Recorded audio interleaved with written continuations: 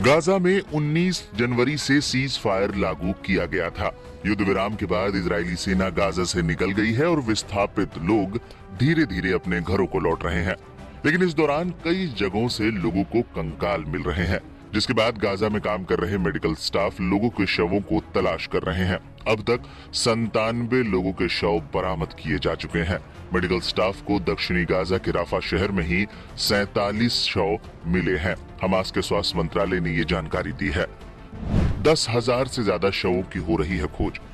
फिलिस्तीनी नागरिक सुरक्षा एजेंसी ने कहा है कि गाजा पर इजराइल के युद्ध की शुरुआत के बाद से मलबे में दबे लगभग 10,000 शवों की तलाश जारी है। इनमें 2800 से ज्यादा शवों के पूरी तरह से गल जाने की आशंका जताई जा रही है, जिनकी पहचान तक मुश्किल है। मलबे के ऊपर मौजूद शवों को तो निकाला जा रहा है, लेकिन मलबे में दबे शवों को निकालना बहुत मुश्किल हो रहा है। जो शव मिल रहे हैं उनकी हालत बेहद खराब है।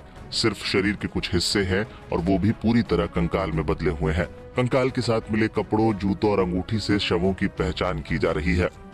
गाजा में ज्यादातर इलाकों में सीज फायर कायम है, हालांकि कुछ छिटपुट हिंसक घटनाएं जारी हैं। इस हिंसा में कोई हताहत होने की खबर अब तक सामने नहीं आई है। अपना घर तक नहीं खोज पा रहे हैं लोग। गाजा में फिलिस्तीनी अपने बेघर घरों की तरफ लौट रहे हैं, लेकिन वापस लौट रहे लोगों की परेशानी ये भी है कि वहां सिर्फ मलबा ही मलबा है। लोग अपने घरों तक की पहचान नहीं कर पा रहे हैं। तबाही का मंजर ऐसा है कि हर तरफ सिर्फ मलबा ही मलबा है। गाजा में लोग अभी भी भुखमरी के शिकार हैं। लोग भोजन और चिकित्सा सहायता का इंतजार कर रहे हैं। खबरों के मुताबिक युद्ध विराम के पहले चरण में खाद्य एवं चिकित्सा सहायता लेकर 600 ट्रक प्रतिदिन गाजा पहुंचेंगे। इस दौरान कई खबरें ऐसी भी सामने आई जहां स्थानीय लोग ट्रकों को लूटते हुए नजर आए। सिर्फ मलबा हटाने में लग जाएंगे 20 साल। एक रिपोर्ट के मुताबिक इजराइल ने गाजा में इतनी तबाही मचाई है कि सिर्फ मलबा साफ करने में ही 20 साल से ज्यादा का समय लग जाएगा। रिपोर्ट में दावा किया गया है कि लगभग 50 मिलियन टन से ज्यादा का मलबा पड़ा है।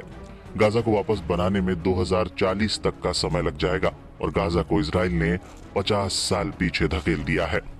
गौरतलब है कि हमास ने इजराइल पर 15 महीने पहले यानी 7 अक्टूबर 2023 को हमला किया था। इस हमले में कम से कम 1200 इजरायली नागरिकों की मौत हो गई थी, जिसके बाद इजराइल ने हमास के खिलाफ युद्ध का ऐलान करते हुए गाजा पट्टी पर हमला किया था। इजराइल गाजा में पिछले 15 महीनों से नरसंहार कर रहा था, जो अब खत्म हो चुका है। इजरायली नरसंहार में कम से कम 47,000 लोगों की मौत हो चुकी है, जबकि 1 लाख से ज्यादा लोग घायल बताए गए हैं। हालांकि इजराइल इन आंकड़ों को मानने को तैयार नहीं है। उनका दावा है कि आंकड़ों को बढ़ा चढ़ाकर बताया जा रहा है।